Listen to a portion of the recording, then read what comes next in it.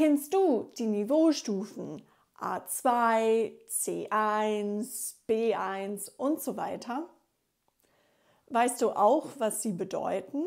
Das sind die Niveaustufen im Rahmen des gemeinsamen europäischen Referenzrahmens für Sprachen. Hi, ich bin Chris, Deutschlehrerin und Sprachwissenschaftlerin. Ich helfe dir auf deinem Deutschlernweg. Abonniere meinen Kanal, sodass du nichts Wichtiges verpasst. Und wie viele Stufen gibt es?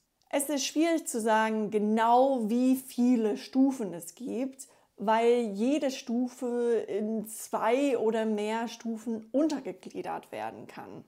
Die Sprachkompetenz bzw. die Sprachverwendung wird allgemein in 3 Stufen eingestuft. Das sind dann elementare, also A, selbstständige, also B, und kompetente, also C. Diese Stufen werden dann normalerweise jeweils in 2 geteilt. Also gibt es A1, A2, B1, B2, C1 und C2.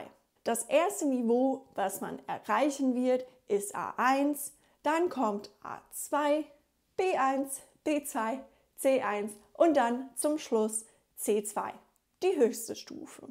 Obwohl A1 die niedrigste Stufe ist, ist es nicht nichts. Mit A1 kann man vertraute, alltägliche Ausdrücke sowie einfache Sätze verstehen und selbst verwenden. Wenn du noch kein Deutsch kannst, dann hast du nicht das A1-Niveau. Du bist noch davor. Das nennen wir manchmal A0.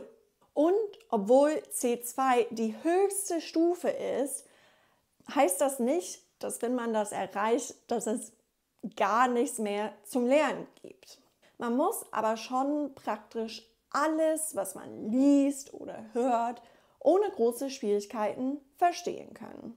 Man muss sich auch spontan und flüssig ausdrücken können. Einen Akzent kann man bei diesem Niveau weiterhin haben. Auch andere kleine Schwierigkeiten bei Wortstellung oder Artikelverwendung sind noch im Rahmen. Es ist auch wichtig zu wissen, dass diese Stufen besonders im Unterrichtskontext teilweise noch weiter unterteilt werden. Das heißt, dass wir oft 2 bis 4 Unterkategorien von diesen Stufen haben. Statt einen Kurs für A1 zu haben, haben wir A1.1, A1.2 und gegebenenfalls A1.3 oder A1.4. Das heißt, dass man theoretisch diese ganzen Unterstufen auch durchlaufen müsste, bevor man zu einem Kurs auf dem Niveau A2 kommen könnte. Gilt das für jede Sprache? Das ist ein Modell, das in Europa entwickelt wurde. Es wurde entwickelt mit dem Ziel, Sprachen der EU zu berücksichtigen und eben Niveaus zu quantifizieren. Das heißt eben Sprachniveaus mit Zahlen und Stufen sehr gut beschreiben und einordnen zu können. Mit der Zeit wird das Modell aber weiter verbreitet. Das heißt, dass es schon sein kann, dass eben diese Stufen manchmal für nicht-europäische Sprachen verwendet werden oder eben auch außerhalb von Europa. Trotzdem kann es sein, dass andere Länder andere Systeme benutzen. Das kenne ich auch aus meiner eigenen Erfahrung in meinem Heimatland. In den USA habe ich zumindest am Anfang diese Niveaustufen nie gehört und nie benutzt, um mein Deutschniveau zu beschreiben. Wie lange dauert jede Stufe? Egal welche Antworten man zu dieser Frage bekommt, sind diese nur Schätzungen. Das Goethe-Institut hat veröffentlicht, was Sie dazu denken. Für A1 erwarten Sie, dass man zwischen 60 und 150 Stunden Unterricht durchgemacht haben muss. Je nachdem, wie oft man sich pro Woche trifft, dauert das ungefähr 1 bis 2 Semester an einer Universität oder 1 bis 3 Monate an einer Sprachschule. Für A2 erwarten Sie, dass man seit dem Anfang des Lernprozesses zwischen 150 und 260 Stunden Unterricht bekommen haben muss. Für B1 braucht man insgesamt zwischen 260 und 490 Stunden. Für B2 braucht man dann ca. 450 bis 600 Stunden. Bei C1 wird erwartet, dass man zwischen 600 und 750 Stunden im Unterricht verbracht hat. Bei C2 braucht man mindestens 750 Stunden Unterricht, aber es kann noch länger dauern. Es ist wichtig zu wissen, dass diese Zahlen sich nur auf den Unterricht beziehen. Natürlich wird trotzdem erwartet, dass man zum Beispiel Hausaufgaben außerhalb des Unterrichts macht oder eben selbstständig die Themen aus dem Unterricht wiederholt. Die Stundenzahl ist nicht etwa die Anzahl an Stunden, die man für die Sprache investiert. Diese Anzahl wäre noch höher. Als Durchschnittswert würde ich erwarten, dass man für A1 und A2 jeweils ungefähr ein halbes Jahr braucht. B1 braucht oft ein bisschen länger, um sich da wohl zu fühlen, vielleicht circa 9 Monate. Um das Niveau B2 zu erreichen, würde ich noch ein ganzes Jahr einplanen.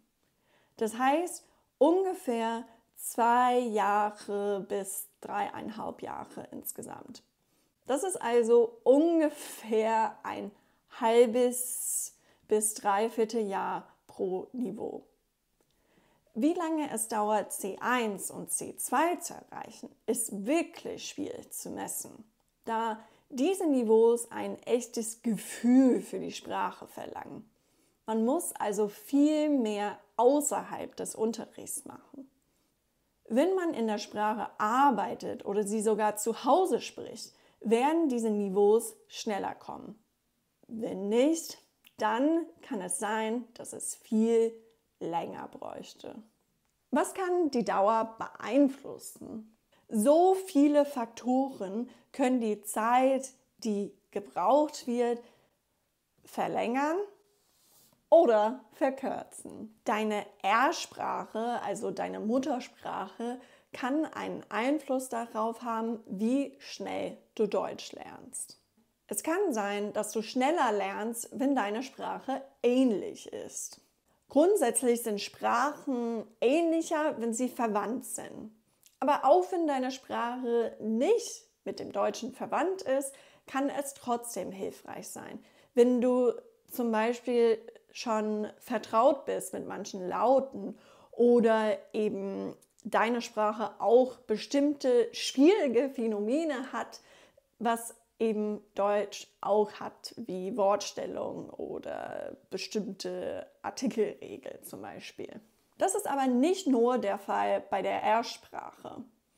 Deine ganze Sprachlernerfahrung kann dir dabei helfen, schneller oder effektiver Deutsch zu lernen. Überhaupt zu wissen, wie du am besten Vokabeln oder Grammatik lernst, kann unglaublich hilfreich sein.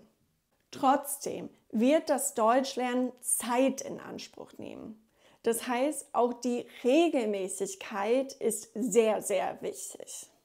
Wenn du also eine lange Pause vom Deutschlernen machst, zum Beispiel wenn du wichtige Prüfungen in anderen Fächern hast, dann kann eben dein Deutschlernweg auf jeden Fall verlängert werden.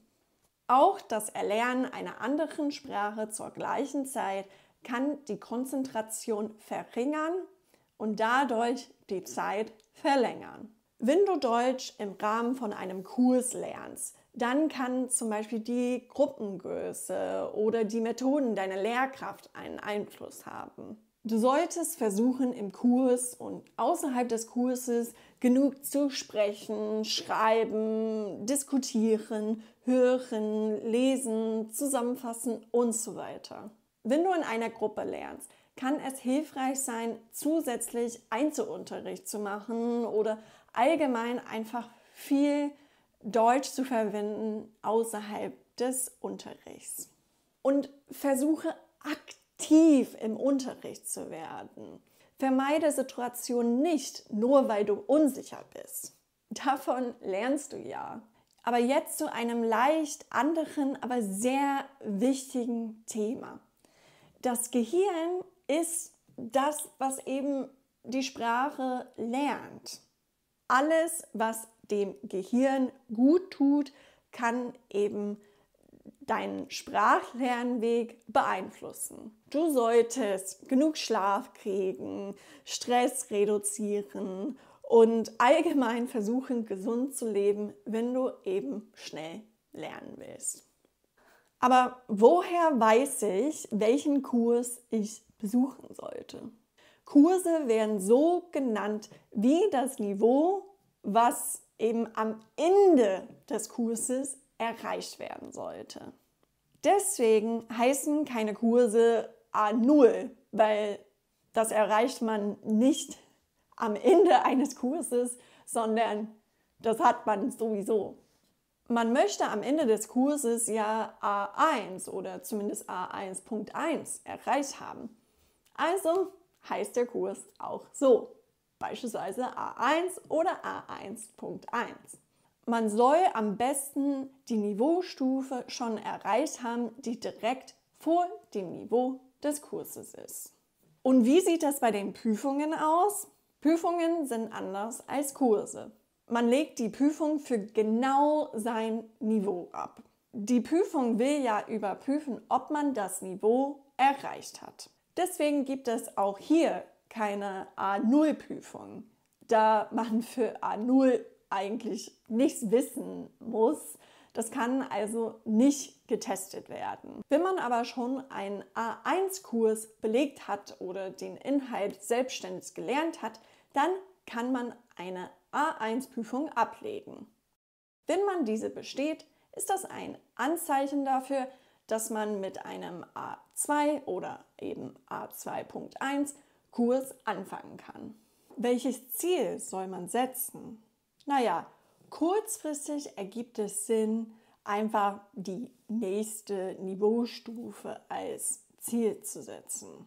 Allerdings muss es irgendwann ein Ende geben und vielleicht hilft es auch, ein Endziel vor Auge zu haben. Dein Ziel muss nicht C2 sein. Es muss auch nicht B2 oder C1 sein.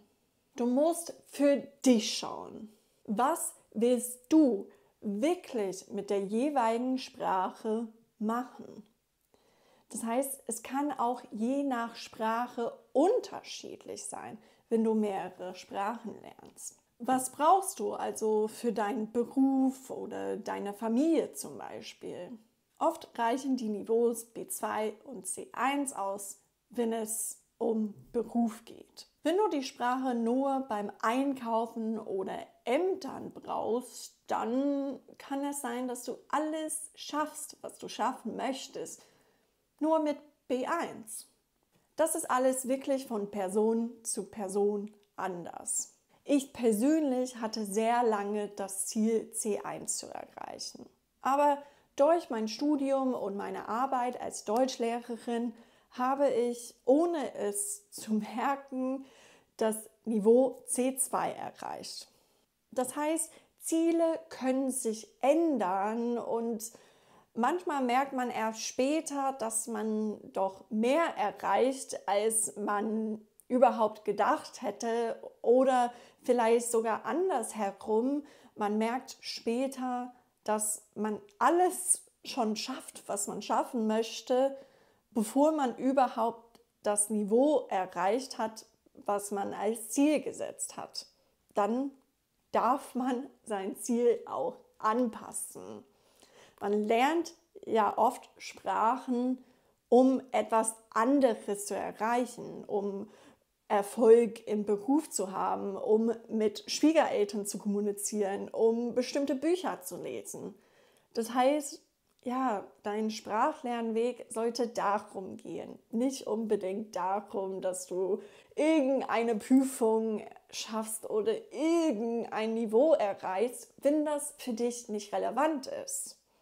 Wenn es für dich relevant ist, dann, ja, mach das doch. Aber wie gesagt, das kann sich ändern und das sollte sich ändern. Es ist wirklich wichtig, beim Sprachenlernen flexibel zu bleiben und wirklich jeden Erfolg zu feiern, egal wie klein er wirken mag.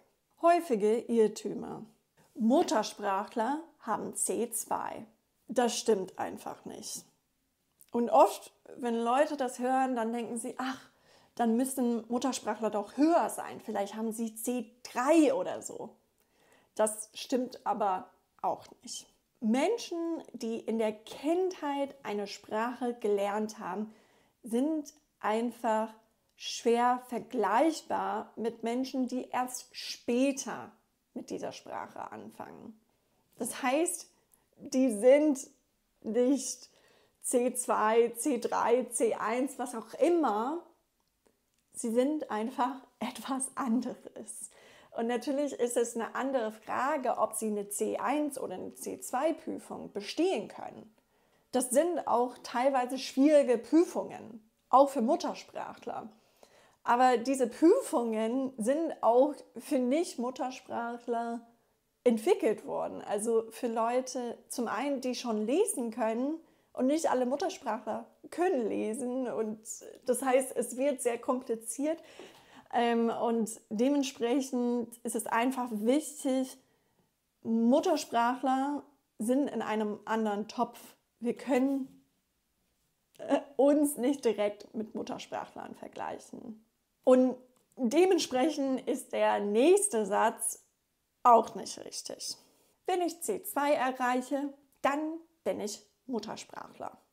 Das höchste Niveau, C2, ist vom Europarat nicht als muttersprachliche Kompetenz definiert, sondern bezieht sich auf einen bestimmten Grad an Angemessenheit, Präzision und Leichtigkeit im Umgang mit einer Sprache.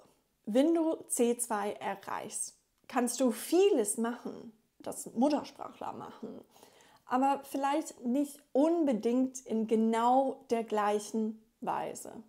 Darüber hinaus kannst du bei viel niedrigeren Niveaus schon auf Deutsch arbeiten, forschen, lernen, studieren, lachen, leben etc. Das heißt, du musst nicht auf das Niveau C2 warten, sozusagen.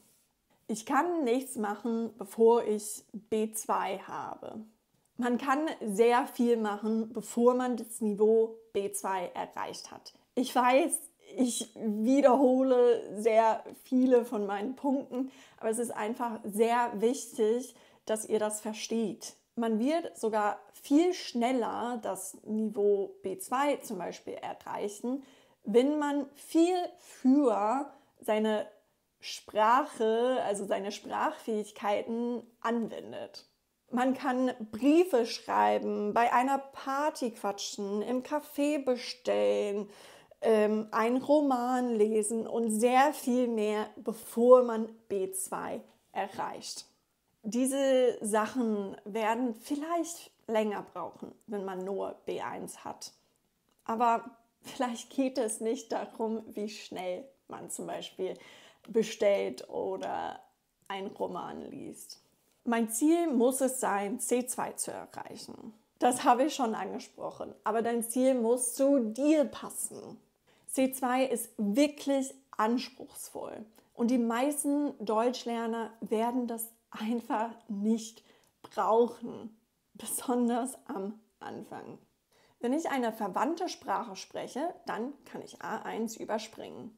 Du könntest das von mir aus probieren, aber sehr viel wird im A1 vermittelt und auch Sachen, die du brauchen könntest. Der Kurs wird für dich vielleicht leichter sein und klar, vielleicht würde es schneller gehen, wenn du Einzelunterricht machst oder es eben durch Selbststudium lernst. Aber das heißt nicht, dass man eben einen A1-Kurs nicht braucht oder ihn überspringen kann oder soll. Aussprache ist gar nicht wichtig in A1. Das würde ich nicht unterschreiben. Es stimmt, dass es nicht wichtig ist, dass du muttersprachlich klingst. Aber eben die Laute und die Buchstaben, die dazu passen, werden schon in den niedrigeren Niveaus vermittelt. Und das sind wichtige Bausteine für die Sprache. Ich muss keinen Akzent haben, um als C2 zu zählen. Akzente sind schwierige Sachen. Für manche Leute ist es schwerer, einen Akzent zu ändern als für andere. Außerdem ist es unmöglich, keinen Akzent zu haben. Du kannst versuchen, den deutschen Akzent anzueignen, aber trotzdem ist es ein Akzent. Wenn ich Anfänger bin, dann habe ich A1. Wenn du nichts gelernt hast, also komplett von Null anfängst, dann hast du kein A1-Niveau. Du hast also kein Niveau, was wir, wie gesagt, manchmal als A0 bezeichnen. Aber auch wenn du Vorerfahrung hast, kann es trotzdem sein, dass du die Anforderungen des A1-Niveaus noch nicht erfüllt hast. Vielleicht hast du A1.1 abgeschlossen oder irgendwo dazwischen. Das kann auch passieren. Es gibt Deutschlerner, die schon eine Weile lernen, die das Niveau A1 noch nicht erreicht haben. Es kann sein, dass man schon eher das A2-Niveau für den Bereich Lesen hat, aber dass man trotzdem nicht alles schafft, was für das Sprechen beim A2-Niveau vorausgesetzt wird. Das ist normal. Wir entwickeln uns alle unterschiedlich und je nachdem, was man außerhalb des Unterrichts macht, kann man eben vielleicht viel mehr lesen oder viel mehr sprechen als die anderen im Kurs. Das war ganz schön viel Input, das weiß ich, aber ich hoffe, das Video hat dir trotzdem geholfen. Ich würde aber dieses Video als nächstes empfehlen, also bis dann, ciao!